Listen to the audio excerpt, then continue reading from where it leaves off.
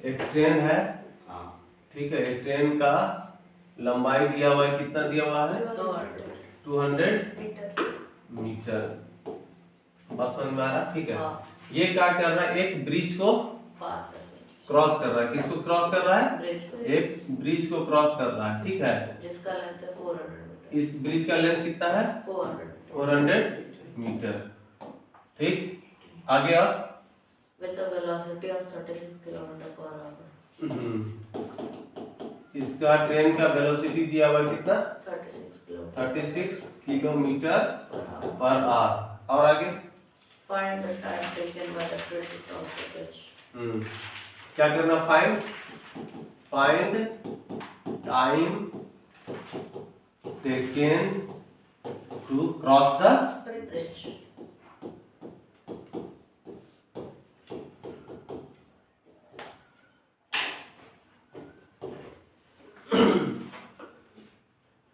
हाँ, तो डेटा जो दिया हुआ था, क्वेश्चन को पहले अच्छे से समझो। सौरभ हो गया लिखना, बंद करो तो।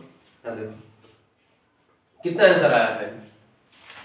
बना 1 मिनट। तुम्हारा सौरभ? 1 मिनट 20 सेकंड एक और दूसरा 40 सेकंड। अच्छा, 2 आंसर आ गया। जबकि यहाँ पे टाइम टेकन पूछ रहा है कि कितना समय इसको लगेगा। तो सबसे पहला बात हम क्या करेंगे, कितना लेंथ ये ट्रेवल करेगा, इसी में सारा आइडिया है। सोचो ये ब्रिज है, इसका लेंथ है 400 मीटर, ठीक है। ये 400 मीटर तो ट्रेन ट्रेवल करेगा ही, ठीक है। ट्रेन मान लो कि ट्रेन का लेंथ है 200 मीटर, यहाँ दिया हुआ है। इस पॉइंट पे इंटर करेगा, मतलब ट्रेन का जो इंजन है वो इंटर किया। इंटर करते के साथ वो किस पे आ गया? ब्रिज पे आ गया, है ना। ये ब्रिज का पोर्शन में ट्रेन इंटर कर गया जैसे ही उसका इंजन इन किया। लेकिन ट्रेन ब्रिज से बाहर तब माना जाएगा जब उसका सबसे लास्ट बोगी भी बाहर हो जाए, तभी ट्रेन से वो ब्रिज से बाहर माना जाएगा। अब पूछ यही रहा, time taken to cross the bridge. हम लोग पूरी क्रॉस तभी मानेंगे ट्रेन को जब ये ट्रेन इंटर किया, उस समय से स्टार्ट हुआ हो गया ब्रिज पे, और जब पूरा बाहर आ गया तब ट्रेन बाहर आ गया।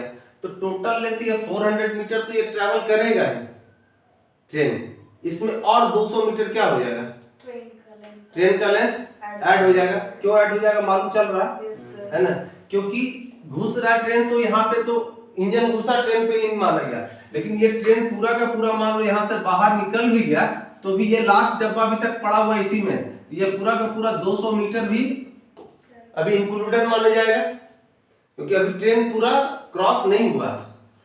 ये लास्ट बोगी भी हम ये कह सकते हैं कि ट्रेन का ज्यादातर हिस्सा पार कर गया, लेकिन हम ये नहीं कह सकते कि पूरा ट्रेन क्रॉस कर गया, है ना। अभी ट्रेन जो है क्रॉस कर रहा है, और ये लास्ट बोगी भी जब पार कर जाए तो हम कहेंगे ट्रेन क्रॉस कर गया। तो यही मेन चीज था। तो इफेक्टिव जो लेंथ है, जो क्रॉस करना है, जो डिस्टेंस है, वो कितना आ गया? 600 मीटर आ गया। बस अगर ये समझ गए, हर्षित समझ में आ गई ये बात क्लियर? ये समझ में आया कि वो जब तक लास्ट हाँ, ये ट्रेन को ब्रिज क्रॉस करने का टाइम निकालना है, तो सबसे पहला बात हमको ये जानना होगा कि ट्रेन कितना लेंथ ट्रेवल करेगा, कितना डिस्टेंस ट्रेवल करेगा। तो ये ब्रिज का लेंथ तो 400 मीटर है ही, प्लस ट्रेन का जो अपना 200 मीटर लेंथ है वो भी उसमें इंक्लूड हो जाएगा। क्यों हो जाएगा? क्योंकि ट्रेन का इंजन जैसे ही हमारा इस पार्ट में इंक्लूड होता है, ब्रिज के अंदर जाता है, यहाँ से ट्रेन ब्रिज पे आ गया, है ना। और जब तक ये पूरा का पूरा ट्रेन बाहर नहीं आता तब तक ये ट्रेन ब्रिज को क्रॉस कर रहा है ना। जब ये पूरा बाहर चला गया तब क्रॉस हो गया। यानी कि इसका इफेक्टिव जो डिस्टेंस है जो ट्रेवल करेगा वो कितना हो गया? 600। यहाँ पे इफेक्टिव डिस्टेंस जो ट्रेन कवर करेगा वो कितना हो गया? 400 प्लस 200 इक्वल टू 600 मीटर। बात समझ में आ गई, है ना। बस ये समझ में आ गया तो फिर बन गया।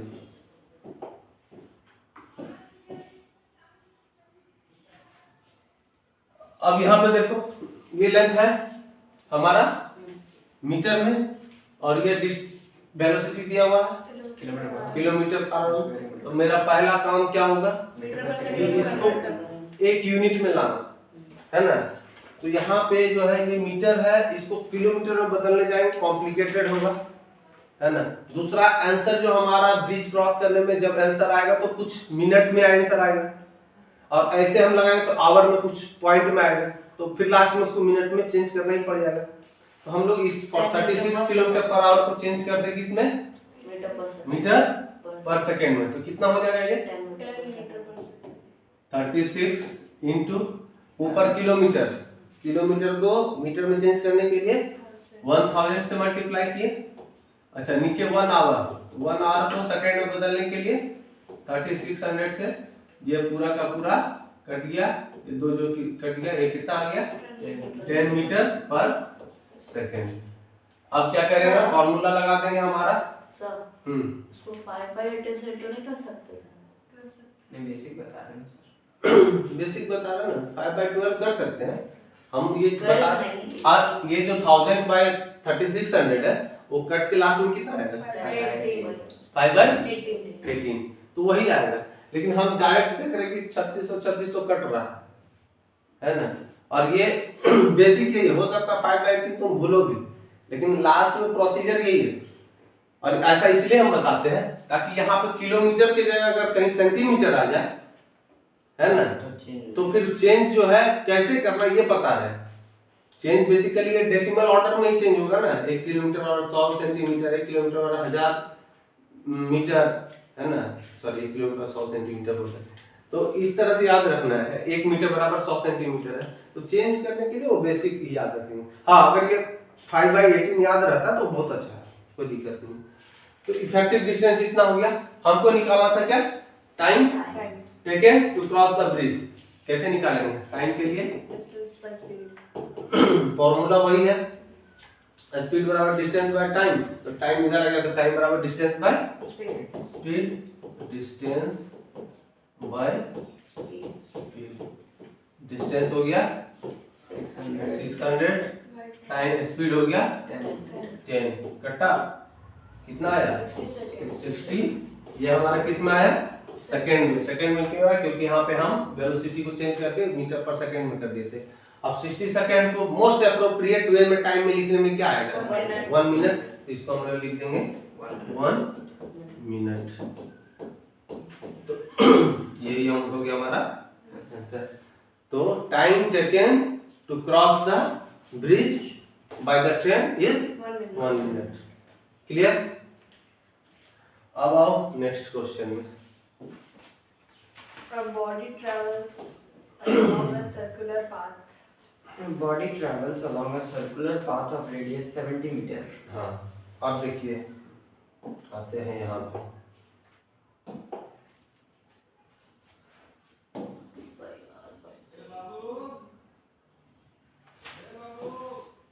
बॉडी है ना, एक बॉडी है, कोई भी ऑब्जेक्ट है, मान लो ये ऑब्जेक्ट यहाँ पे है, ये ट्रैवल कर रहा है सर्कुलर पाथ में। यही कह रहा पहला line, a body travel along a circular path of radius 17।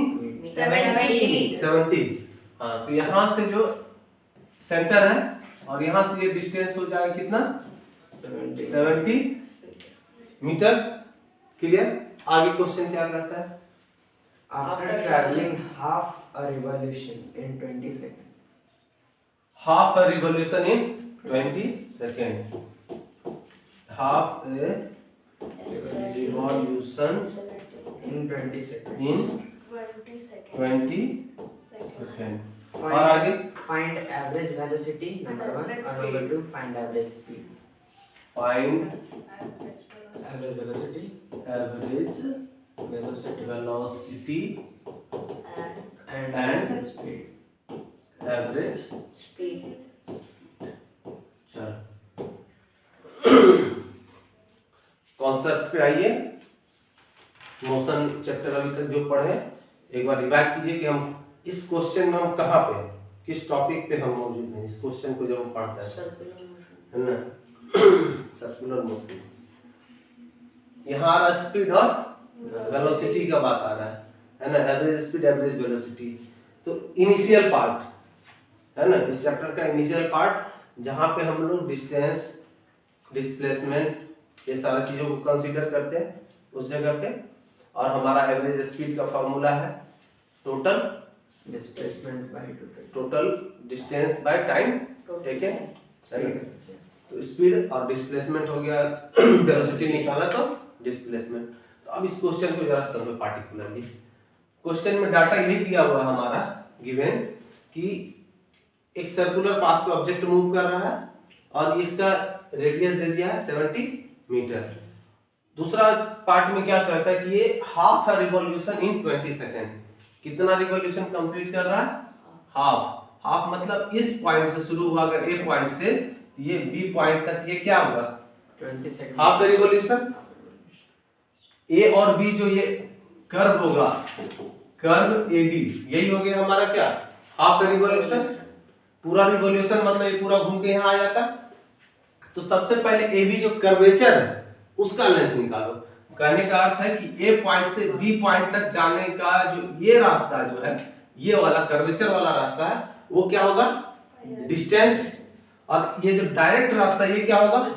Displacement. तो डिस्प्लेसमेंट जो है वो तो डायरेक्ट हमको पता चल रहा है कितना है ना, ए बी स्ट्रेट पाथ अगर समझ लो तो ए बी स्ट्रेट है ना, ये कितना हो गया? डिस्प्लेसमेंट होगा। और ये कितना है? 70 इंटू 2 यानी कि 140 मीटर। ये क्या होगा? डिस्प्लेसमेंट। ध्यान दीजिएगा अच्छे से, ठीक है। लेकिन वही दूसरे तरफ ए बी कर्व है ना, ए बी जो ये आर्क है उसका लेंथ क्या होगा? टोटल होता है 2 पाई आर। तो यहाँ पे चूंकि हाफ है रिवॉल्यूशन है यानी कि पाई आर। पाई कितना? आर कितना? 70 कट गया, कितना आया? 220। ये क्या हो गया हमारा? डिस्टेंस हो गया। बात क्लियर समझ में आ रहा है? कौन कौन बनाए थे क्वेश्चन को? बनाए थे? कितना आंसर है? Average velocity 7 metre per second और average speed 11 metre per second. Same. Okay, ठीक है। पहली बार ना बने कोई दिक्कत नहीं है, लेकिन ये क्वेश्चन दूसरे बार हम इस तरह का समझा रहे हैं। आगे भी हम समझाएंगे, हम नहीं हटेंगे, लेकिन मेरा उद्देश्य है कि तुम बनाओ, ठीक है। तो अब जो है डिस्टेंस और डिस्प्लेसमेंट हमारा क्लियर हो गया। ये फिगर का यूज करके जो हमको डेटा चाहिए तो निकल गया। हाफ रिवॉल्यूशन का भी बात समझ में आ गया। टाइम टेकन जो हुआ वो कितना हो गया? Time taken 20 second equal to 20 second.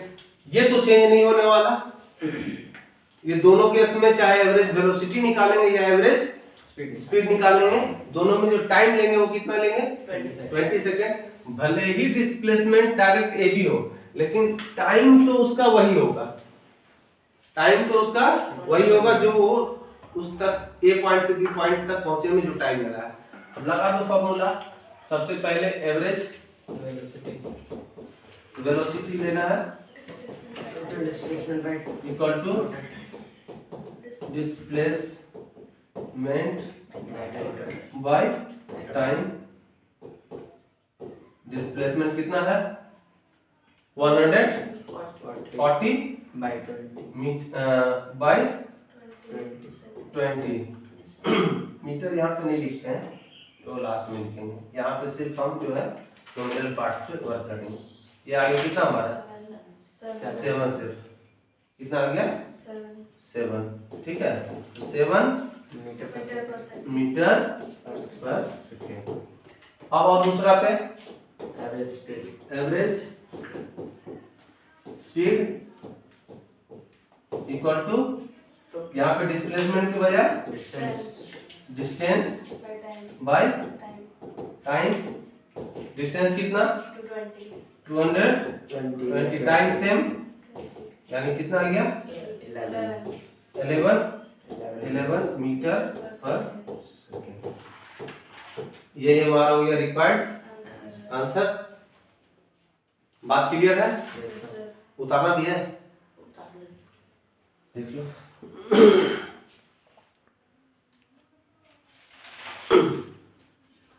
A car traveling at a velocity of 10 meter per second. आगे बोलो. Due north. On Due north. हाँ due north. Speeds up uniformly to a velocity of 25 meter per second. हाँ अब यहाँ पे देखो ये car जो है स्टार्ट किया यानी कि इनिशियल वेलोसिटी इसका u, ये v की जगह क्या हो गया हमारा u, कितना 10 मीटर पर सेकेंड. उसके बाद इसका स्पीड अप कर रहा है.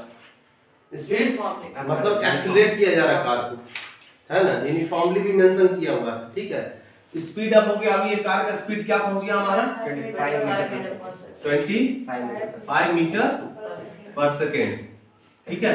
Initial speed 10 metre per second. Speed up होके कहां पहुंच गए 25 मीटर पर सेकेंड. आगे क्या कह रहा है In 5 seconds. In 5 seconds. Time कितना लगा ये 5 Calculate acceleration. 5 सेकेंड. ठीक है. तो u ये हो गया, v हो गया हमारा 25 मीटर पर सेकेंड. टाइम भी दिया हुआ है कितना 5 सेकेंड. क्या निकलना है Acceleration. Acceleration. 5 a equal to 1. First formula. बात क्लियर है हमारा. ठीक है. यूनिफॉर्मली एक्सेलरेट कर रहा है ना. स्पीड इनिशियल स्पीड u दिया हुआ है, फाइनल दिया हुआ है, टाइम जो टेकन हुआ वो भी दिया हुआ है. कौन सा फार्मूला लगेगा 3 equation of motion 1 2 3 minus u by t. u v t और a के बीच का रिलेशन का कौन सा है Equation 1. इक्वेशन 1 जो कहता है क्या कहता है V is equals to U plus u plus 80. अब कोई भी 3 दिया हुआ डेटा इसमें चौथा निकालना है, ये इक्वेशन लगा दो. a निकालना है ना, b की जगह पुट कर दो 25, u की जगह 10, a निकालना ही है, t दिया हुआ है कितना 5. सॉल्व कर लो. 25 इधर आया, 10 इधर आ गया तो हो जाएगा ये 15 और 5 उधर से इधर आ जाएगा 3 यानी कि a equal to 3 metre per second square. ये जरूर लिखिएगा. हाँ तो इसको हम एक्सेलरेशन का फॉर्मूला लगा के नहीं लिख सकते थे. एक्सेलरेशन का कौन सा V फॉर्मूला minus है U by t. ये बिल्कुल बना सकते हो, कोई दिक्कत नहीं है. ये फॉर्मूला जो है ये बेसिक है, डिराइव उसी से तो हुआ. ये फॉर्मूला डिराइव उसी से किए. a equal to v minus u by t से ही डिराइव हुआ ये उसी से है. तो दोनों सेम कोई दिक्कत नहीं है. अगर तुमको याद रहे तो कोई दिक्कत नहीं, लेकिन ये बेसिक जो है ये याद रख. फॉर्म जो है मोशन ऑफ इक्वेशन, ये 3 बेसिक जो है ये याद रखिए. नेक्स्ट अब जल्दी से आते हैं नेक्स्ट क्वेश्चन पे. हाँ A car starts from rest and moves along the x-axis with constant acceleration of 5 meter per second square for 8 seconds. हाँ जरा सा ये समझो. तुम जो पूछ रहे थे कि एक्स एक्सिस क्या हो गया, तो ये जो कार्डिनल प्लेन जो हो रहा है इसको 2 एक्सिस में लेके आ रहा है. ये जो है कौन सा एक्सिस हो गया हमारा X. ये क्या हो गया y. तो एक car moving in x axis मतलब एक यूनिफॉर्मली जो जा रहा है एक्स एक्सिस पे जा रहा है कार, है ना. क्या कह रहा है इसमें आगे Car starts from rest and starts from rest. यानी स्टार्ट्स फ्रॉम रेस्ट मतलब u इक्वल टू 0. हाँ आगे. along x-axis with constant acceleration of 5 meter per second square. हाँ कांस्टेंट एक्सेलरेशन से ये कार ट्रेवल कर रहा है 5 मीटर पर सेकेंड स्क्वायर से. for आगे 8 For seconds. 8 for seconds. 8 second. किस टाइम तक 8 seconds. 8 सेकेंड तक. अब देखिए कार स्टार्ट हुआ पॉइंट ए से, कहां पहुंचा पॉइंट बी तक. बी तक पहुंचने में जो कार है ए पे पोजीशन पे रेस्ट पे था, बी पे जब कार पहुंचा है तो 8 सेकेंड टाइम लिया और इसमें एक्सेलरेशन लगा. इस टाइम ड्यूरेशन तक कार एक्सेलरेट रहा, यूनिफॉर्मली एक्सेलरेटेड रहा 5 मीटर पर सेकेंड के स्क्वायर से. उसके बाद क्या कहता है If it then continues with constant velocity, हाँ अब बी से मान लो कि ये सी पॉइंट तक कार गया, यहाँ पे क्या गया constant velocity, कांस्टेंट वेलोसिटी. अब जरा इस बात को ध्यान से समझिए. कार स्टार्ट हुआ था रेस्ट से, एक्सेलरेटेड हुआ बी पॉइंट तक 5 सेकेंड के लिए. इसका कुछ स्पीड अप हुआ, सर्टेन स्पीड गेन किया ये. उसके बाद ये कार जो है क्या हो गया कांस्टेंट हो गया, कांस्टेंट वेलोसिटी से मूव कर रहा है. इसका मतलब एक्सेलरेशन 0। इसके बाद कार में का वेलोसिटी में गेन हो रहा है क्या? नहीं हो रहा है। कार क्या वेलोसिटी डाउन हो रहा है क्या? नहीं हो रहा है। कार कांस्टेंट वेलोसिटी से जा रहा है, मतलब इसका एक्सीलरेशन क्या हो गया हमारा? 0। क्लियर है? तो इस कार का जो टोटल जर्नी है इसको 3 हिस्सा में देखो, ए से बी। पहला पार्ट में कार जो है रेस्ट से सर्टेन वेलोसिटी गेन किया 8 सेकंड के लिए, एक्सीलरेशन था उस दरमियान 5 मीटर पर सेकंड स्क्वायर। दूसरा पार्ट में कार बी से सी चला, वो कांस्टेंट वेलोसिटी से चला, जहां जो भी वेलोसिटी वो गेन किया वो कांस्टेंट हो गया। आगे क्या कहता है? What distance will the car cover in 12 seconds since it starts with rest? ठीक है, सिंस स्टार्ट विद रेस्ट मतलब यहां से रेस्ट पे शुरू हुआ ए से और सी तक ट्रेवल किया कितना टाइम में? 12 सेकंड में। कितना डिस्टेंस ट्रेवल कर रहा है वो निकालना है। ठीक है, अब 2 पार्ट में था तो जरा समझो इसको। पहला काम क्या होगा हमारा? वेलोसिटी निकालना है ना। फ्रॉम यहाँ पे लिख दो, फ्रॉम ए टू बी, ए से लेकर बी पोजीशन तक, या फर्स्ट पार्ट या ब्रैकेट में लिख सकते हैं फर्स्ट पार्ट में कार को समझ। यहाँ पे बी क्या हो जाएगा? u plus 80 u0 a 5 t 8 यानी कि 40 मीटर पर सेकेंड। ये इसका वेलोसिटी हो गया। अब इस वेलोसिटी तक में यहां से यहां तक u भी निकल गया। अब यहां से यहां तक कितना डिस्टेंस ट्रेवल किया वो भी निकाल सकते हैं हम लोग। क्या डिस्टेंस ट्रेवल किया?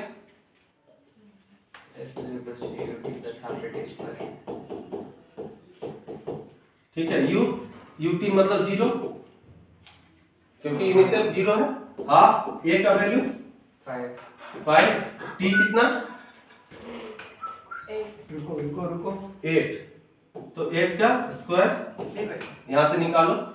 8 का स्क्वायर हो गया तो ये स्क्वायर को क्या करो, कट कर दो। 8 इंटू 8 4 आ गया, 5 8 जा 44 जा 44 जा 160। ये निकल गया कितना? 160 मीटर। यानी कार ए से बी जो ट्रेवल किया उसका डिस्टेंस निकला कितना? 160 मीटर। अब दूसरा पार्ट यानी कि बी टू सी, अब 8 सेकंड हटा दो। 8 सेकंड जो ट्रेवल किया डिस्टेंस वो निकल गया। रिमेनिंग टाइम कितना हो गया? 4 सेकंड। और 4 सेकंड तक कार का स्पीड कांस्टेंट रहा, तो speed equal to direct velocity into time, direct निकाल सकते हैं। तो यहाँ BC के लिए स्पीड हो गया तुम्हारा velocity VT, V into T. V कितना हो गया इसका? कांस्टेंट वेलोसिटी से चल रहा, कोई चेंज नहीं है, यानी कि मैक्सिमम वेलोसिटी इसका कितना गया था? 40। तो 40 के स्पीड से कितना सेकंड के लिए गया? 4 सेकंड, यानी कि फिर से ये 160 मीटर। हमको टोटल डिस्टेंस निकालना था, यही ना, कि 12 सेकंड में कितना ट्रेवल किया। 12 सेकंड मतलब A से B C तक। तो यहाँ पे A टू C क्या निकल गया हमारा? पहला AB प्लस BC, यानी कि 160 plus 160 equal to 320 meter. Clear है? चलिए फिर से बोलते हैं। कोई भी क्वेश्चन सॉल्व हो गया जब उस क्वेश्चन को अच्छा से पढ़ लिए, समझ लिए, बस वही समझो कि क्वेश्चन सॉल्व हो गया। तो क्वेश्चन में लिखा गया एक एक डेटा, एक एक वर्ड को ध्यान से पढ़िए। जो भी टाइम आपको खर्च करना है क्वेश्चन सॉल्व करने में, सबसे ज्यादा टाइम अगर जब तक समझ में आ जाए तब तक क्वेश्चन को ध्यान से पढ़िए। क्वेश्चन जैसे ही समझा मतलब समझिए कि सॉल्व हो गया, अगर बाकी चीजें आता है तो, है ना। मिस्टेक तभी होता है जब हम क्वेश्चन को ध्यान से नहीं पढ़ते हैं। यहाँ पे भी क्वेश्चन क्लियरली वो मेंशन किया, एक वर्ड सिर्फ मेंशन कर दिया कि B से C जो है उसका वेलोसिटी क्या है? कांस्टेंट है। अगर उसको चूके गलती हो गया वहीं पे, समझ में आ रहा है? जब भी हम क्वेश्चन को अप्रोच करेंगे किसी भी तरह का, तो सबसे पहले हम क्वेश्चन को ध्यान से पढ़ेंगे, है ना। एक एक डेटा फालतू में क्यों देगा क्वेश्चन में, है ना। डेटा दे रहा है या कोई वर्ड लिख रहा है तो उसका कुछ इंपॉर्टेंस है क्वेश्चन में, है ना। कंडीशन को स्पेसिफाई कर रहा है तो उसको ध्यान से समझिएगा, और वो समझ गए तो क्वेश्चन आपका सॉल्व हो गया। ठीक है, चलो मान लिए पंच। अब देखो क्वेश्चन है हमारा क्या, a ball is thrown vertically upward. एक बॉल को जो है वर्टिकली कहाँ ऊपर की ओर उछालते हैं, है ना।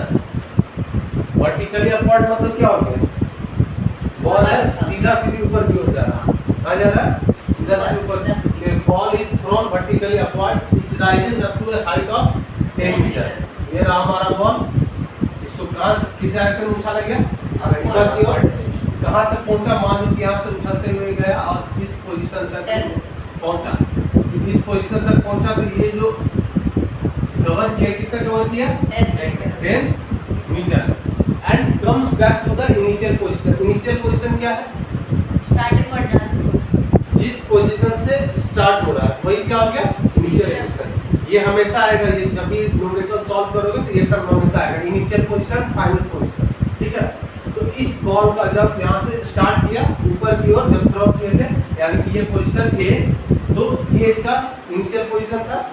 अब जो है up to height of 10 meter and comes back to the initial position, वापस जो है इसी पोजीशन पर है ना। तो इस केस में जो इस बॉल का इनिशियल पोजीशन और फाइनल पोजीशन क्या है, सेम है, वापस टर्न हो रहा है। तो calculate the total distance covered by the ball. तो अगर हम इसका सॉल्यूशन करेंगे, टोटल डिस्टेंस टेबल निकालेंगे, तो टोटल डिस्टेंस टेबल क्या हो गया, पहले ये मान लो ए से बी की तरफ गया, है ना। तो ए बी प्लस फिर वापस बी से ए की ओर आया, तो distance the length of A B and B है, यही हो गया हमारा total distance travel by the ball. यहाँ पे हो जाएगा, ये हो जाएगा 10, कितना था, मीटर था ना, 10 मीटर प्लस 10 मीटर, कितना निकल गया टोटल, 20 मीटर। ये हो गया हमारा आंसर, डिस्टेंस हो गया। अभी दूसरा लगाओ, the displacement of the ball. अब हम लोग डिस्प्लेसमेंट के बारे में जानते हैं। डिस्प्लेसमेंट मैटर करता है पोजीशन से, डिस्प्लेसमेंट होता है डायरेक्शन से, ठीक है।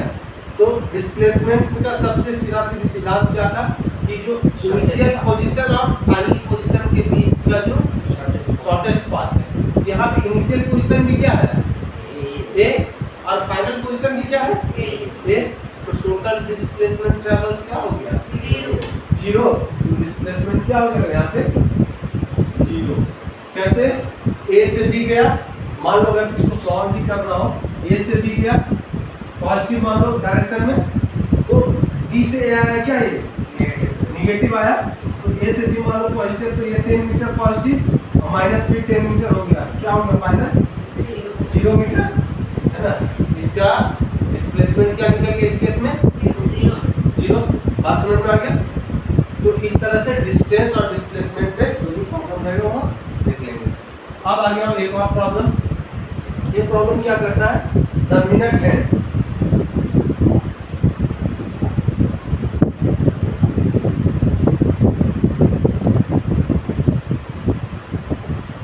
अब ये हमारा मान लो वॉच है, ठीक है। The minute hand of the clock is 7 centimetre long. मान लो ये हमारा मिनट हैंड है। Find the distance and displacement covered by it 9 AM to 9:30 AM। मान लो कि ये है हमारा आवर वाला और ये है हमारा मिनट वाला।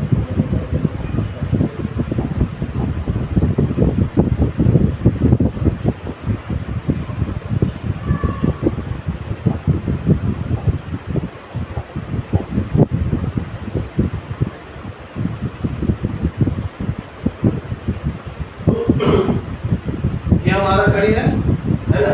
ये जो है हमारा आवर वाला काटा है एच वाला, और ये हमारा हो गया मिनट वाला, ठीक है। अभी क्या रहा है, the minute hand of a clock is 7 centimetre long. इसका जो डिस्टेंस जो है यहाँ से यहाँ तक ये कितना है, 7 सेंटीमीटर। 7 सेंटीमीटर इसका लेंथ हो गया। Find the distance and displacement covered by it 9 AM to 9:30 AM। अभी बज रहा कितना, 9। 9:30 AM होगा, इसका पोजीशन आवर वाला पोजीशन चेंज हो जाएगा। ये भी कुछ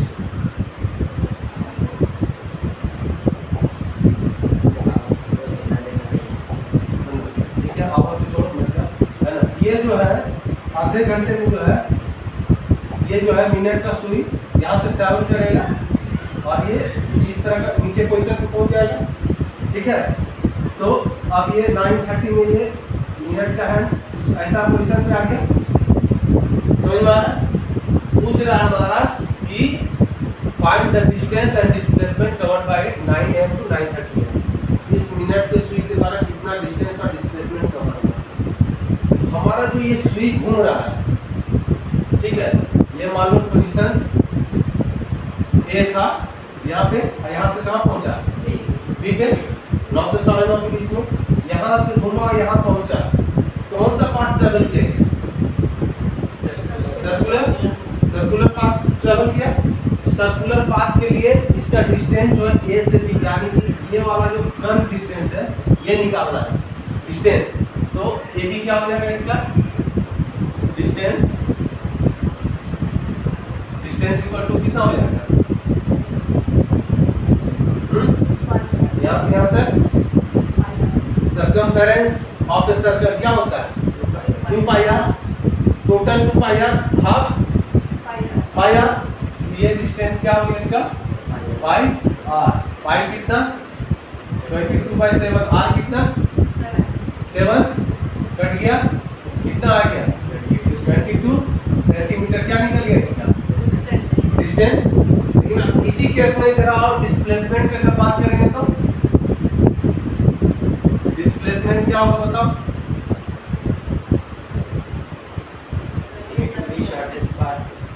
ए टू बी। इस बार जो हमारा ये जो लेंथ ऑफ पाथ है वो नहीं आएगा, क्यों? क्योंकि डिस्प्लेसमेंट में शॉर्टेस्ट पाथ का जिक्र है और शॉर्टेस्ट पाथ हमारा ये straight line A to B, यानी कि एक रेडियस यहाँ एक रेडियस ये हो गया, मतलब सीधा कर सकते हो 2r प्लस r 2r है ना। ये कितना हो गया? 2 into 7 सेंटीमीटर, यानी कि टोटल कितना हो गया? 40 सेंटीमीटर। ये हो गया हमारा डिस्प्लेसमेंट। तो बात समझ में आ गया? क्वेश्चन डिस्टेंस और डिस्प्लेसमेंट में रिलेटिव एक आ गया। अब आगे बढ़ेंगे। अब हम लोग आएंगे इस पे, इसका डायरेक्ट डिपेंड होता है स्पीड और वेलोसिटी। इसी से डिराइव होगा आगे स्पीड और velocity.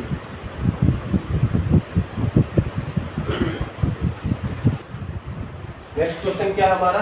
The distance between Delhi and Agra is 200 kilometers. ये पकड़ो दिल्ली और ये रहा आगरा, है ना। A train travels दिल्ली और Agra. आगरा।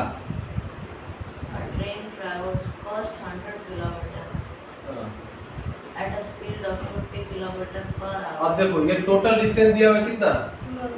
200 किलोमीटर।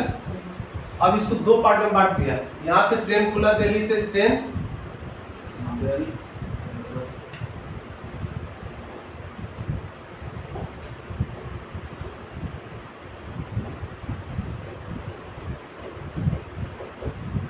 दिल्ली से ट्रेन जा रहा है, आगरा जा रहा है, टोटल डिस्टेंस है 200 किलोमीटर। अब क्वेश्चन क्या था कि ट्रेन जो है पहला 100 किलोमीटर, ये है ना, first 100 kilometre travels eight A speed of 50 kilometers per hour. यहाँ दिल्ली यहाँ आगरा, तो बीच में ये 100 किलोमीटर का मार्क हो गया। और यहाँ से यहाँ ट्रेन गया क्या स्पीड से गया है? 50 किलोमीटर पर आवर। उसके बाद का जो डिस्टेंस है यानी रिमेनिंग डिस्टेंस भी कितना है? 100। ये दो पार्ट में कट गया, ये हो गया 100 किलोमीटर इधर और फिर यहाँ से यहाँ 100 किलोमीटर हो गया। अब कहता है कि ये जो बाकी का जो बचा स्पीड है वो ट्रेन किस, बाकी जो बचा डिस्टेंस है वो ट्रेन किस स्पीड से जाए कि इस टोटल जर्नी का जो एवरेज स्पीड हो वो क्या हो? 70 किलोमीटर पर आवर।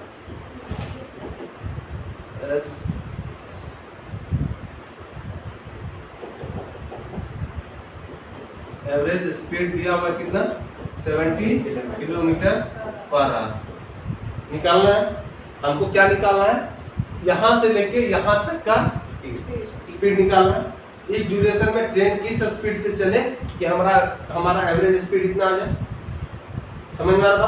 कैसे कैलकुलेट करेंगे? आइडिया देखो, हम मान लो कि स्पीड निकाल रहे हैं, इसका फॉर्मूला क्या हो गया? Total distance travel by total time taken. Average speed यही होता है क्योंकि हमारा एवरेज स्पीड दिया हुआ है, तो total distance travelled by time taken. अच्छा यहाँ पे देखो तो टाइम का कोई जिक्र है क्या? है? खाली क्या दिया हुआ है? स्पीड दिया हुआ है और डिस्टेंस दिया हुआ है। टाइम हमको निकालना होगा, कैसे निकालेंगे? हाँ ठीक है, तो पहला जो ये गया इसमें कितना टाइम लगा? 2 घंटा लगा। और दूसरा रिमेनिंग जो है उसका टाइम नहीं निकल सकता अभी, है ना। तो सबसे पहला जो एवरेज स्पीड से टोटल जर्नी का टाइम निकलेगा। एवरेज स्पीड कितना हो गया? अभी ठीक पहले बोले थे कि ये जो फॉर्मूला दिया हुआ वो तीनों में काम करेगा।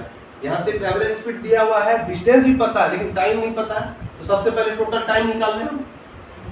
तो टाइम जो है वो एवरेज स्पीड कितना दिया हुआ है? 70 और टोटल डिस्टेंस है 200 बाय, ये हो गया टाइम हमारा। तो टाइम जो है, टाइम टेकन क्या हो जाएगा? 200 बाय 70, यानी कि 200 बाय 7, ये क्या आवर में?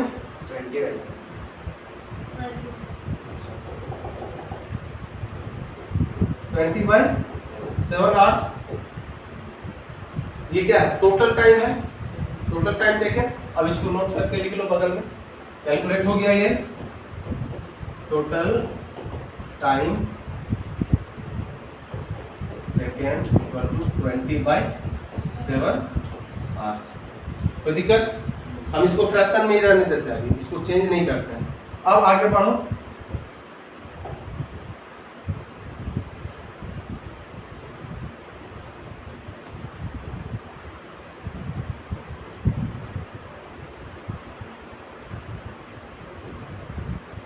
इस पॉइंट से इस पॉइंट तक का टाइम हमको पता है ना।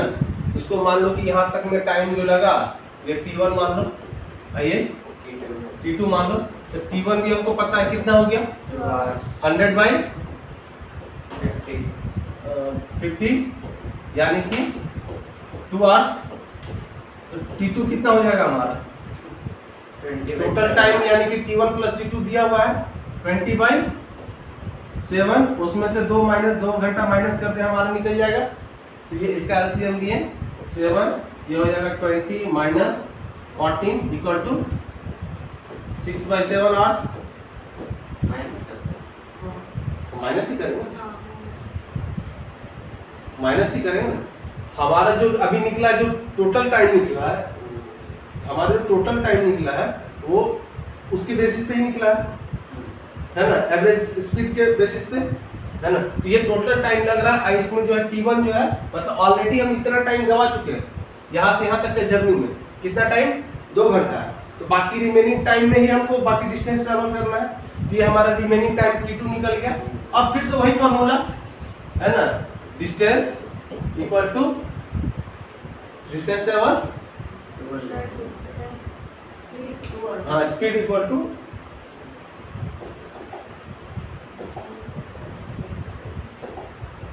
ये हमको दूसरा पार्ट का स्पीड निकालना है। तो speed equal to distance by time. अब ये जो यहां से यहां तक जो हमारा स्पीड होगा, यही कैलकुलेट करना था हमको, क्या स्पीड से जाएगा कि एवरेज स्पीड उतना हो जाए। तो ये जो डिस्टेंस बचा 100 बाय, इसमें टाइम कितना लग रहा है? 6 बाय 7, यानी कि यहाँ पे 6 बाय 7, ये 100, ये पलट जाएगा, क्या हो जाएगा? 7 बाय 6। अब इसको कैलकुलेट करो कितना आता है, देखो 100 इंटू 7, ये हो गया 700 बाय 6। 700 बाय 6 करो, 6 कम 6, 1 10, 6 कम 6, 4 0, 6 6 36, 4 40.6, ये 6 यानी कि 116.66 किलोमीटर पर आवर। यानी कि जो ट्रेन है ना, उसको किस स्पीड से जाना पड़ेगा?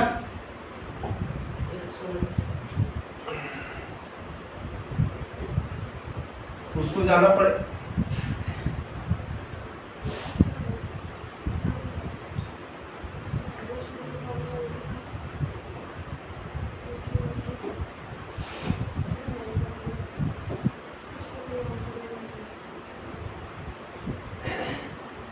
हाँ, तो ये जो ट्रेन जो है इसको दिल्ली से इस पॉइंट तक पहुंच जाने के बाद जो है, ये मान लो बी पॉइंट तक पहुंच जाने के बाद जो रिमेनिंग जो 100 किलोमीटर है उसको इतना ही टाइम में उसको कवर करना होगा। टाइम हमको पहले ही निकल गया उस फॉर्मूला से, उससे किस स्पीड से जाएगा कि उतना टाइम में कवर करेगा। 116.67 किलोमीटर पर आवर के स्पीड से गया, तब हमारा एवरेज स्पीड कितना निकलेगा जो दिया हुआ था 70 किलोमीटर पर आवर। ये क्वेश्चन समझ में आया है ना? फॉर्मूला वही बेसिक फॉर्मूला यूज हुआ, आइडिया दिमाग में रखो, है ना? ट्रेन दिल्ली से खुला, आगरा गया, एक बीच पॉइंट है वहां पे 100 किलोमीटर पे, यहां से चेंज आ रहा है उसका स्पीड में। टोटल जर्नी का एवरेज स्पीड दिया। एवरेज स्पीड हमेशा किसका होगा? टोटल जर्नी का। हमारा एवरेज स्पीड दिया हुआ था 70 किलोमीटर पर आवर। ये ए से दिल्ली से आगरा का बीच का था। अब इसमें जो ऑलरेडी इतना 100 किलोमीटर ट्रेवल किया वो 50 किलोमीटर पर आवर था, तो जाहिर सी बात है कि जो रिमेनिंग डिस्टेंस 100 किलोमीटर बचा उसको ज्यादा स्पीड से जाना होगा। किस स्पीड से जाना होगा?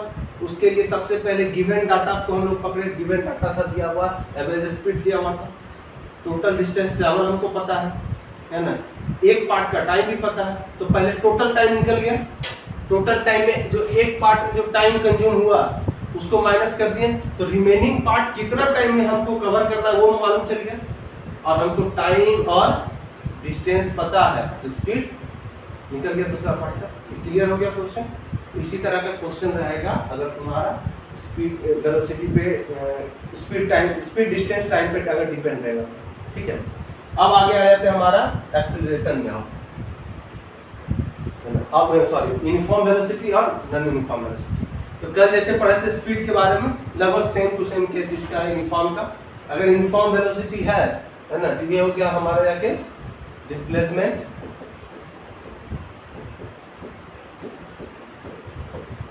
और ये हो गया हमारा टाइम। इसका ग्राफ वही होगा, स्टेट ग्राफ।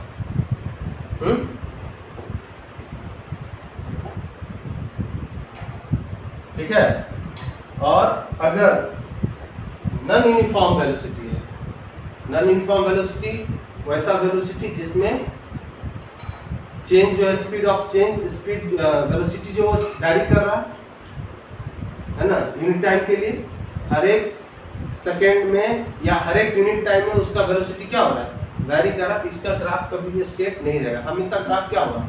कर्व होगा, कर्व होगा, ठीक है? कर्व, क्योंकि हर एक पॉइंट पे उसका चेंज हो रहा है ना? यूनिट टाइम कितना छोटा से छोटा हम लोग पकड़ सकते हैं। इसका ग्राफ जो है ऐसे ले सकते हो, किसी किसी केस में ऐसे भी हो सकता है ना? लेकिन इसका ग्राफ सीधा नहीं होगा, ठीक है? ये दोनों क्या है? हमारा नॉन यूनिफॉर्म वेलोसिटी को दर्शा रहा है, ठीक है? अब आगे आ जाओ, हमारा एक्सेलरेशन क्या होता है, जरा देखना कैसे चल रहा चीजें। पहले आया डिस्टेंस डिस्प्लेसमेंट, उस पे आगे बढ़े, आया हमारा स्पीड वेलोसिटी, है ना? अब इससे आगे आ रहे हैं तो हमारा आया एक्सेलरेशन। एक्सेलरेशन क्या है? Change in velocity by time taken for change. Acceleration का बेसिक डेफिनेशन ही यही होता है, the change in velocity per unit time is called acceleration, है ना? जब भी आइए कब आएगा? जब भी नॉन यूनिफॉर्म होगा तब, है ना? अगर ऑब्जेक्ट जो है यूनिफॉर्म स्पीड से जा रहा है या कांस्टेंट स्पीड से जा रहा है तो उसमें कोई चेंज होगा नहीं, एक्सेलरेशन जीरो हो जाएगा वहां पे। तो यहाँ पे जो change in velocity by time taken, मान लो कि पहला ऑब्जेक्ट शुरू हुआ 5 मीटर पर सेकेंड के स्पीड से, दूसरा गया 10 मीटर पर सेकेंड आ गया, मतलब पहला सेकेंड में था क्या उसका 5 मीटर पर सेकेंड, दूसरा में क्या हो गया 10 मीटर पर सेकेंड, दूसरा सेकेंड में, तो एक सेकेंड में उसमें कितना चेंज आ गया स्पीड में? 5 का चेंज आ गया। तो एक्सेलरेशन क्या? चेंज इन वेलोसिटी यानी कि 10 - 5 यानी 5 और जो time taken for change 1 second जो टाइम चेंज लिया, यानी कि आगे हमारा अब टाइम का सबसे छोटा यूनिट हम लोग सेकंड ही जानते हैं, तो उसी में कैलकुलेट करिए क्या हो जाएगा 5 मीटर पर सेकंड क्या निकल गया 5 मीटर पर सेकंड स्क्वायर क्या निकल गया इसका वेलोसिटी। अच्छा इसका एक्सीलरेशन का जो चेंज होगा वेलोसिटी चेंज हो रहा मतलब दो पार्टिकुलर टाइम पे लेंगे हम बात करेंगे, तो चेंज मतलब final velocity minus initial velocity by time taken, तो v minus u by t, यही हो गया a बराबर v minus u by acceleration का फॉर्मूला। इसका यूनिट पता ही है क्या मीटर सेकंड स्क्वायर। तो ये v इस पे यहाँ पे किस चीज को रिप्रेजेंट कर रहा है फाइनल वेलोसिटी है ना, क्योंकि हम लोग एक्सीलरेशन हो रहा मतलब जो फाइनल जो बढ़ के आ रहा है उसको पहले लिख रहे हैं, चेंज आ रहा है ना, तो चेंज जनरली हम लोग ज्यादा में छोटा वाला घटा रहा है, तो ये हो गया v minus you by T. और चूंकि एक्सीलरेशन है पॉजिटिव चेंज हो रहा है तो v हमेशा बड़ा हो रहा है, u छोटा हो रहा है। और यहाँ पे अगर v अगर कम हो ब्रेक लगेगा तो ऑटोमेटिकली v कम हो जाएगा u से, तो वहां पे आएगा एक्सीलरेशन किसमें निगेटिव में आएगा, इसका मतलब एक्सीलरेशन निगेटिव में दे रहा है, इसका मतलब वो क्या होगा रिटार्डेशन। बात समझ में आ रहा है, उससे तुमको आइडिया लग जाएगा। अगर पॉजिटिव आ रहा मतलब एक्सीलरेट कर रहा, और यहाँ पे अगर इसका वैल्यू निगेटिव आया तो हम लोग समझ जाएंगे कि एक्सीलरेशन नहीं हो रहा, वहां पे निगेटिव एक्सीलरेशन यानी रिटार्डेशन होगा। क्लियर हो जाएगा इस चीज से। तो ये अब तीसरा फॉर्मूला आ गया तुम्हारा, तीसरा दूसरा एक्सीलरेशन। अब ये बहुत यूज होगा, तो अब इसमें भी कुछ प्रॉब्लम देखा जाए क्या। डिस्प्लेसमेंट होता है, डिस्प्लेसमेंट का एक्सीलरेशन से ज्यादा आएगा तो हाँ? अब पहले समझो स्टेशनरी क्या होता है। स्टेशनरी बोले थे जब ऑब्जेक्ट रेस्ट में होता है तो क्या बोलते हैं स्टेशनरी स्थिर। यहाँ पे जो है स्टेशनरी पोजीशन पे एक साइकिल है, ठीक है बाईसाइकिल। हाँ वही बाईसाइकिल है जो भी है, यहाँ पे ये पोजीशन पे है स्टेशनरी स्थिर है। अब जो है ये Rahul pedals his bicycle to attain a velocity of 6 meter per second in 30 second. अब 30 सेकंड में यहाँ जीरो, इसका स्टेशनरी पोजीशन मतलब वेलोसिटी क्या है जीरो है ना। अब यहाँ से ये 30 सेकंड इसको टाइम लग रहा है, कितना सेकंड में 30 सेकंड में ये साइकिल किस स्पीड पे पहुंच जा रहा है हमारा 6 मीटर पर सेकंड। पैडल्स किया साइकिल, जीरो से स्पीड बढ़ना शुरू हुआ, स्पीड बढ़ना शुरू हुआ यानी कि एक्सीलरेट होना शुरू हुआ, और 30 सेकंड में इसका स्पीड क्या पहुंच गया 6 मीटर पर सेकंड। यहाँ पे देखो सेकंड पे पावर -1, इसका मतलब हो गया सेकंड नीचे है पर सेकंड डिवाइड में, ये जो इसके लिए ही यूज किया है -1 पावर -1। तो क्वेश्चन में ऐसा दिया है तो घबराना नहीं। ये हो गया 6 meter per second in 30 second. 30 second में अब यहाँ पहुंच गया ये स्पीड पे। अब क्या करता है देन ही अप्लाइज ब्रेक। अब इस पोजीशन पे वो क्या किया ब्रेक अप्लाई किया। ब्रेक अप्लाई मतलब एक्सीलरेशन अब नीचे जाएगा है ना, रिटार्डेशन हो रहा such that the velocity of the bicycle comes down to 4 metre per second in the next 5 second. अब यहाँ से ब्रेक अप्लाई किया, ये 5 सेकंड में उसका स्पीड क्या पहुंच गया 4 मीटर पर सेकंड में स्पीड पहुंच गया in the next 5 second. Calculate the acceleration of the bicycle in both cases. दो केस बना, पोजीशन ए बी और सी। ए से बी एक केस और बी से सी दूसरा केस। एक्सीलरेशन का भी अभी फॉर्मूला देखें क्या होता है v minus you by T. अब पहला केस में एक्सीलरेशन यानी कि ये फर्स्ट केस है, यहाँ पे a1 मान लो, ठीक है। इस केस में एक्सीलरेशन में फाइनल वेलोसिटी किसको पकड़ेंगे 6 मीटर पर सेकंड को, यहाँ नहीं चले जाएंगे क्योंकि हमको इस टाइम फ्रेम में निकालना एक्सीलरेशन है ना। यहाँ लिखा हुआ है, क्वेश्चन को ध्यान से पढ़िएगा। Calculate the acceleration in the of the bicycle in both cases. Both cases मतलब केस 1 यहाँ केस 2 यहाँ है ना। ए से बी पहला, बी से सी दूसरा केस है। तो यहाँ पे a1 जब निकलेगा तो v माइनस यू है ना, यहाँ पे v हो गया हमारा 6 माइनस यू 0, क्योंकि ऑब्जेक्ट क्या था स्टेशनरी में था, यानी इस जगह पे u बराबर क्या था 0, यहाँ पे 6 मीटर पर सेकंड, वहाँ पे 4 मीटर पर सेकंड। यहाँ से यहाँ तक में टाइम कितना लगा 30, यानी कि 6/30 यानी 1/5, यानी कि उसको चेंज करें तो 0.2 मीटर पर सेकेंड स्क्वायर। ये हो गया हमारा पहला का एक्सेलरेशन। अब a2 भी निकालना था हमको, फॉर्मूला सेम रहेगा, बस यहाँ पे v और u का वैल्यू चेंज हो जाएगा, क्योंकि यहाँ पे जो v है वो फाइनल वेलोसिटी यानी कि c पॉइंट पे, क्योंकि ये जो एक्सेलरेशन a2 निकल रहा है वो किस पोजीशन के लिए निकल रहा है, b to c के लिए। यहाँ पे फाइनल वेलोसिटी हो जाएगा हमारा 4 और इनिशियल वेलोसिटी 6। अब जैसे ही फाइनल वेलोसिटी कम इनिशियल ज्यादा है, यहाँ पे मतलब ब्रेक लगा, रिटार्डेशन हो रहा, हमारा एक्सेलरेशन भी किस में आएगा, नेगेटिव में आएगा। तो वो रिजल्ट से भी दिखना चाहिए। अगर नहीं आया रिजल्ट में नहीं दिख रहा, इसका मतलब समझ लेना कि कुछ मिस्टेक की हो, कुछ उल्टा कंसीडर कर लिया। ठीक है, ये चीज का ध्यान रखना। यहाँ हो जाएगा 4 - 6 यानी कि -2/6 5 ना, ये क्या हो जाएगा -0.4। इसको चेंज करो तो -0.4 मीटर पर सेकंड स्क्वायर।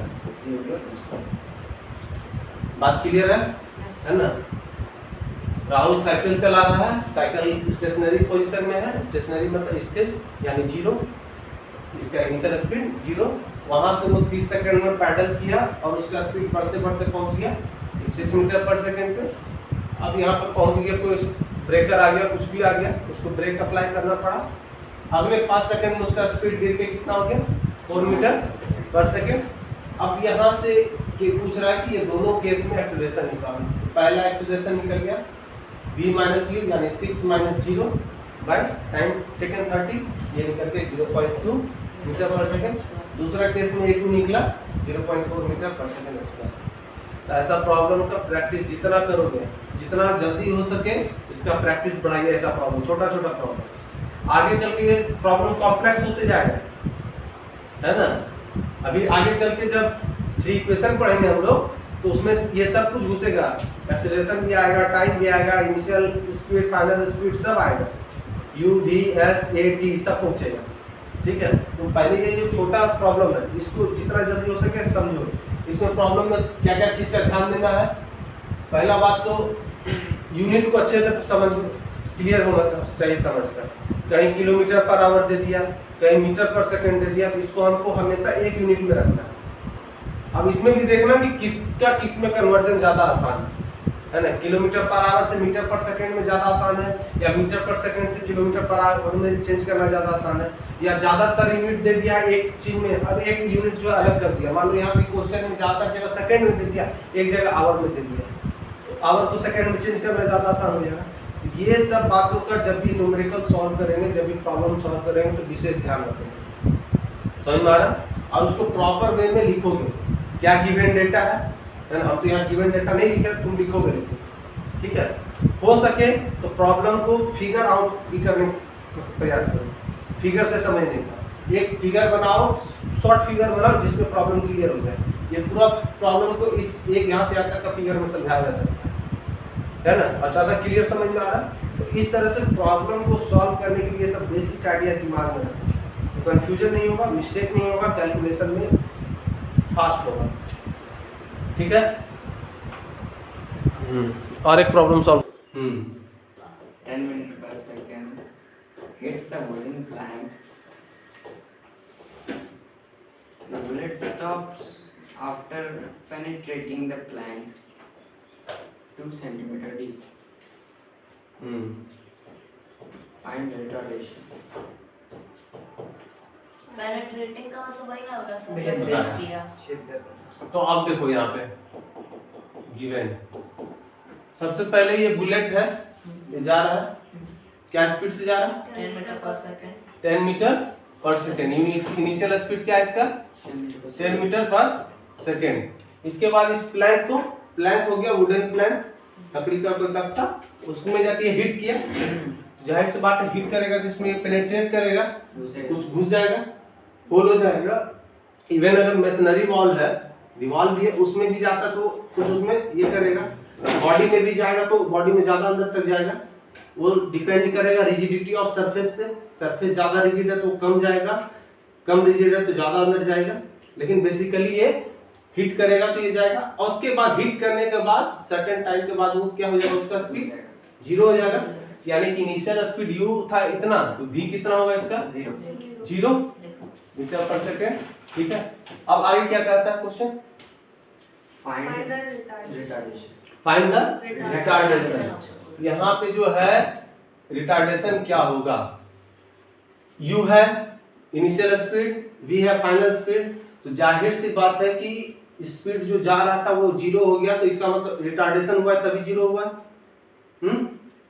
तो वो कितना निकलेगा? u, v और a है कोई हमारे पास फॉर्मूला? सर एक एस भी तो निकले हैं। हाँ, s तो दिया हुआ है यहाँ पे, s दिया हुआ है कितना? 2 सेंटीमीटर। 2 सेंटीमीटर। अच्छा यहाँ पे देखो ये मीटर में है और ये सेंटीमीटर में, तो हमको ज्यादा आसान क्या है? सेंटीमीटर को मीटर में कन्वर्ट करें। तो 2 सेंटीमीटर को मीटर में बदलें तो कितना डिवाइड कर देंगे? 100 से, यानी कि 0.02 मीटर हो गया।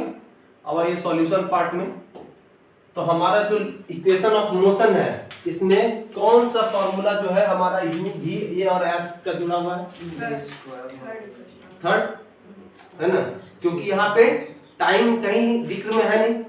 तो थर्ड इक्वेशन ऑफ मोशन क्या कहता है? v square minus u square बराबर 2as। इसलिए हम कौन सा इक्वेशन लाएंगे? यहाँ पे इक्वेशन लाएंगे। 3 इक्वेशन है, तीनों का अलग अलग क्वांटिटी के बीच में रिलेशन है।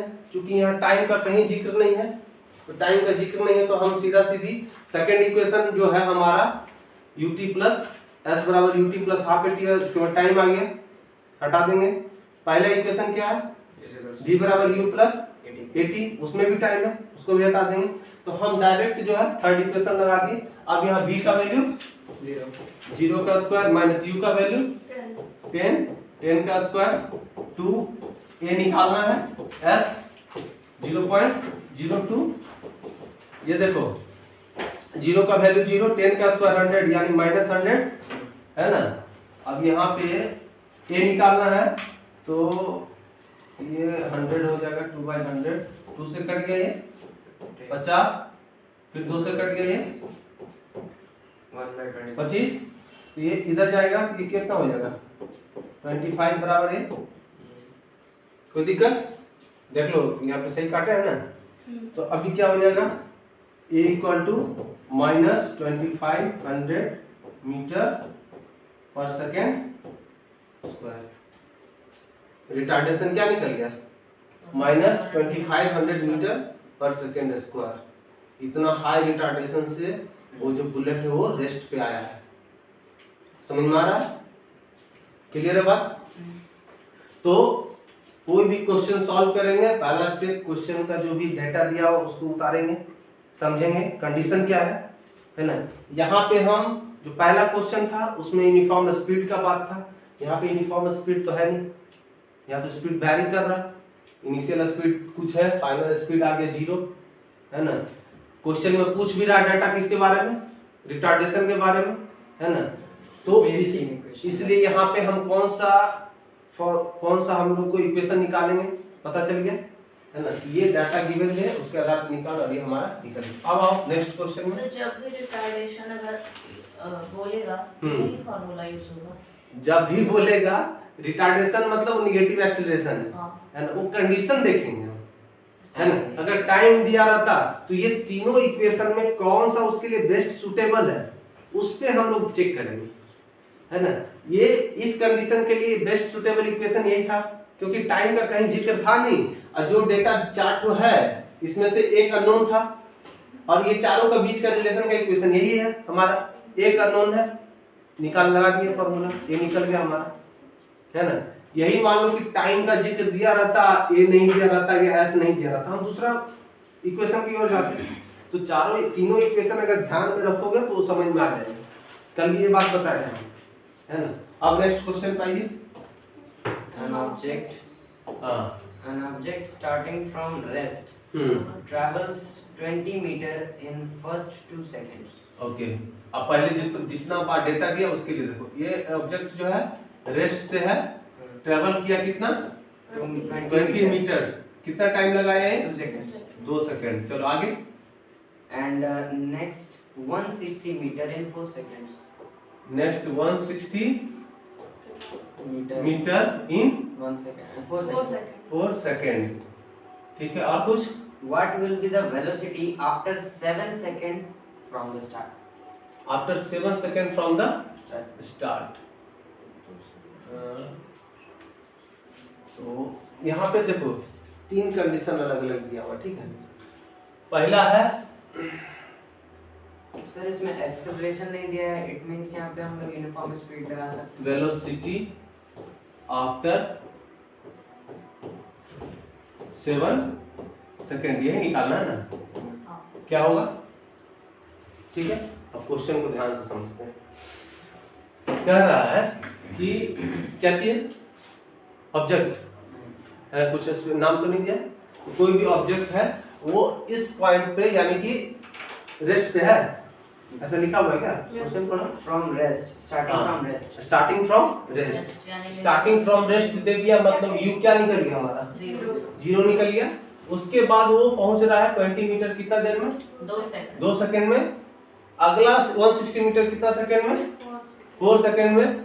हमको टोटल पूछ रहा है कि t = 7 सेकंड के बाद इसका कितना वेलोसिटी होगा, है ना, मतलब फाइनल वेलोसिटी पूछा जा रहा है हमसे।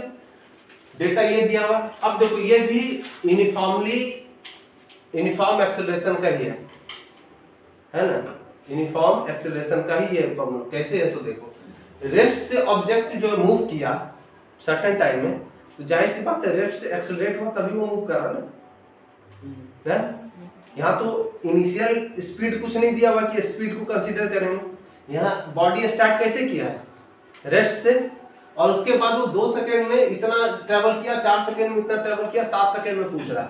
मतलब जाहिर सी बात है कि 2 सेकंड में अगर यूनिफॉर्म स्पीड से जाता, पहले तो यूनिफॉर्म स्पीड इसलिए नहीं है क्योंकि इनिशियल 0 था, 0 से ये पिक किया है स्पीड, इसका मतलब कुछ एक्सेलरेट हुआ तभी वो स्पीड बढ़ा उसका। अब 2 सेकंड में 20 मीटर गया तो और 4 सेकंड में उसको कितना जाना चाहिए था, 2 सेकंड में 20 और 4 सेकंड में 40 जाता अगर यूनिफॉर्म स्पीड होता तो। लेकिन यहाँ तो कुछ डिस्टेंस ज्यादा ट्रेवल कर रहा है, जाहिर सी बात है एक्सेलरेशन काम कर रहा है।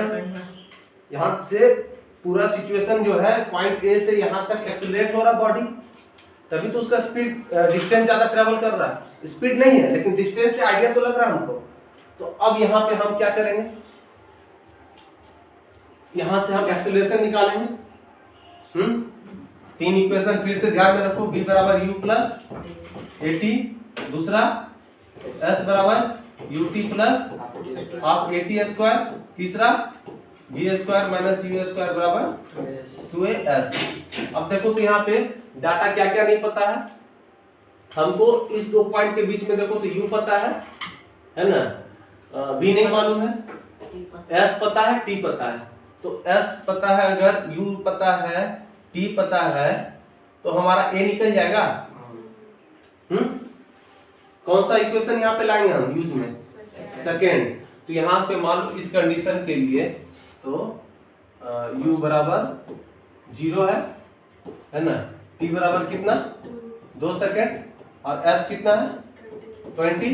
तो सेकेंड इक्वेशन ऑफ मोशन क्या कहता है, s = ut + half at², s दिया हुआ 20, तो 20 बिठाओ यहाँ, ठीक है, कोई दिक्कत। 20 = u 0, t + half into a, ये t पता है फिर हमको कितना 2 सेकेंड, यानी 2 का स्क्वायर 20, ये वाला टर्म हो गया 0। यहाँ पे देखो 2 का स्क्वायर पावर कट गया, यहाँ क्या बचा हमारा 2a, 20 a निकालना है, 2 को नीचे भेज दो, कट गया, क्या आ गया 10। एक्सेलरेशन निकल गया कितना 10 मीटर/सेकेंड। एक्सेलरेशन का खबर मिल गया हमको, है ना। अब जरा आ जाओ, अब देखो एक्सेलरेशन पता चल गया, u पता है ना, टाइम भी पता है, तो हम अब कौन सा फॉर्मूला लगा सकते हैं, v = u + at डायरेक्ट, है ना। देखो यहाँ v = u + at, है ना, v हमको निकालना है, a पता है अब हमारा 10, टाइम कितना है 7, क्योंकि हमको 7 सेकंड के बाद का निकालना है, तो डायरेक्ट कितना निकल गया ये 70 मीटर पर सेकेंड। ये हो गया हमारा क्या, कोई दिक्कत? v बराबर u प्लस 80। हमारा क्या निकालना था, v निकालना था ना, कि डिस्टेंस निकालना था, v निकालना था, v हमारा ये निकल गया।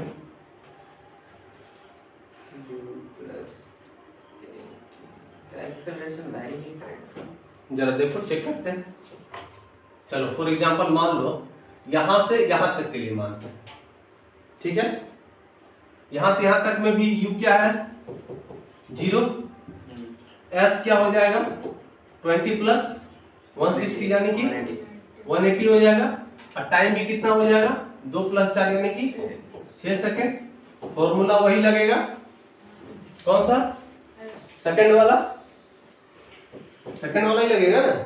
s बराबर ut plus half a t square.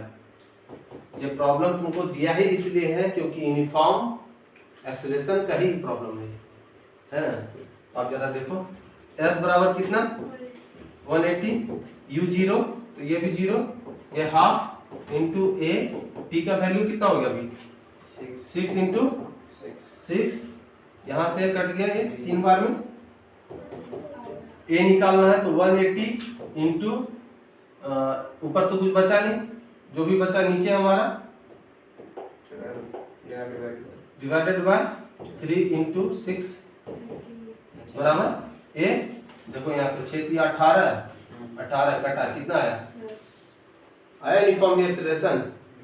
मतलब जो है ये बॉडी यूनिफॉर्मली मूव कर रहा है ना, equal to 10 metre per second square. हमको इसलिए पहला ही कंडीशन से पता चल गया एक्सेलरेशन। अब यहाँ पे थोड़ा सा क्वेश्चंस को ही ठीक से समझो क्वेश्चन को, तो और कुछ आइडिया क्लियर होगा। यूनिफॉर्म एक्सेलरेशन का मतलब समझ रहे हो कि बॉडी का स्पीड लगातार यूनिफॉर्मली बढ़ रहा है। एक्सेलरेशन का डेफिनेशन ही यही है, change in velocity per unit time. Velocity तो चेंज होगा ही, लेकिन वो जो है कांस्टेंट जो चेंज हो रहा है वो यूनिफॉर्मली चेंज हो रहा है। पहला सेकंड में 10 मीटर पर सेकंड स्पीड, दूसरा सेकंड में 20 मीटर पर सेकंड, तीसरा सेकंड में 30 मीटर पर सेकंड, चौथा सेकंड में 40 मीटर पर सेकंड। इस तरह से बॉडी का जो एक्सेलरेशन जो है वो हो गया 10 मीटर पर सेकंड स्क्वायर, यानी पर सेकंड जो चेंज है उसका 10 मीटर पर सेकंड स्क्वायर का चेंज आ रहा है, तो यही एक्सेलरेशन हो रहा है। और एक्सेलरेशन जब भी है बॉडी का स्पीड लगातार क्या होगा, वेलोसिटी इंक्रीज करते रहेगा, लेकिन यूनिफॉर्मली इंक्रीज करेगा। ये तभी ये सारा फॉर्मूला है एप्लीकेबल आएगा यूनिफॉर्मली एक्सेलरेटेड मोशन। समझ में आ रहा, ये तीनों इक्वेशन उसी के लिए वैलिड है ना। यहाँ से हमारा निकल गया क्या एक्सेलरेशन, जो फाइनल हमको निकालना था कितना 70 मीटर पर सेकंड। अगर मान लो कि क्वेश्चन में अगर आगे तुमको पूछ देता कि कितना 7 सेकंड के बाद ये कितना और डिस्टेंस ट्रैवल किया, पूछ सकता था ना, ये है ना। रिटार्डेशन क्यों, बॉडी रेस्ट में आया, कहीं चर्चा किया क्या इसका, नहीं।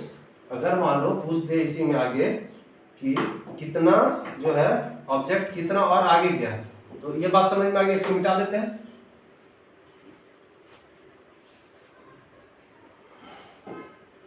तो इसके लिए आप कौन सा फॉर्मूला लगाएंगे जरा पता करो। हमको निकालना है ऐसी, है ना, u पता है, t पता है ना। एक तो यहाँ पे जो हम जो पहला इक्वेशन लगाया था इसके जगह कौन सा लगाएंगे, दूसरा, यानी s equal to ut plus half at square. क्या पूछेगा कि 7 सेकेंड में बॉडी कितना ट्रेवल किया, बॉडी कितना ट्रेवल किया, डिस्टेंस पूछ रहा है। जैसे यहाँ तो पूछ दिया था कि वेलोसिटी कितना गया है, ये भी पूछ सकता है कि 7 सेकेंड में बॉडी कितना ट्रेवल किया। तो यहाँ पे देखो s निकालना है, ut 0, बॉडी का इनिशियल स्पीड 0 है तो ut हमेशा क्या रहेगा 0, हाफ a का वैल्यू 10, टाइम कितना सेकेंड 7 सेकेंड, यानी कि 7 इंटू 7 काट दो, 5 गुना 49 कितना आ जाएगा 975, 5 हाथ में 4, 5 245 मीटर। मतलब टोटल डिस्टेंस से कितना ट्रेवल किया करेगा 245 मीटर 7 सेकंड में। ये सिर्फ ये लास्ट 1 सेकंड का नहीं बता रहे, टोटल 7 सेकंड का बता है। ये लास्ट 1 सेकंड में अगर पूछ देगा तो ये 180 इसमें से क्या करेंगे, माइनस कर दो 5, ये कितना हो जाएगा 8 से 14, कितना मीटर गया 65 मीटर, कितना सेकंड में, लास्ट 1 सेकंड में। वो ऑब्जेक्ट जो स्टार्टिंग में 1 सेकंड में कितना मीटर जा रहा था 10 मीटर गया था, वो अभी 1 सेकंड में कितना गया 65 मीटर। क्यों? क्योंकि बॉडी जो है यूनिफॉर्मली एक्सेलरेटेड है। आगे और 1 सेकंड में बॉडी का स्पीड, बॉडी डिस्टेंस और ज्यादा ट्रेवल करेगा, उसका वेलोसिटी भी और बढ़ जाएगा। क्लियर आ रहा है ये तीन क्वेश्चन से? इस तरह से क्वेश्चन को डील करना है इस चैप्टर का।